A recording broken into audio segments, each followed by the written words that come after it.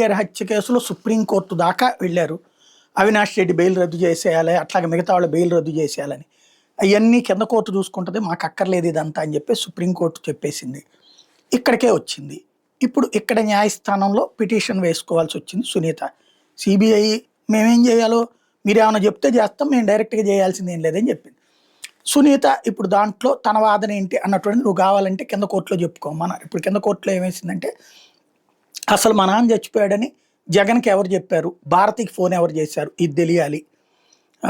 అట్లాగే దాంట్లో ఇంకొక పాయింట్ ఏంటయ్యా అంటే, ఈ నిందితులకు సంబంధించి అవినాష్ రెడ్డి బెయిల్ రద్దు చేసేయాలి, అతని జైల్లో పెట్టేసేయాలి అంటూ ఈ నిందితులు ఎవరికి బెయిల్ ఇవ్వడానికి వీల్లేదు అన్నటువంటి పాయింట్ ఆధారంగా కోర్టులో వేసింది. అవన్నీ ఆల్రెడీ అయిపోయినాయి, విచారణ పూర్తయిపోయినాయి.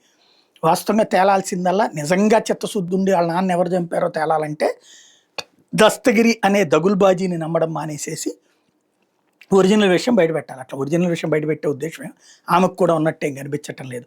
కేవలం దీన్ని ఒక పొలిటికల్గా వాడుకునేటటువంటి ప్రయత్నం చేసే వాళ్ళకి సహకరిస్తా, మరి తన ఏం లబ్ధి పొందుతుందో తెలియదు.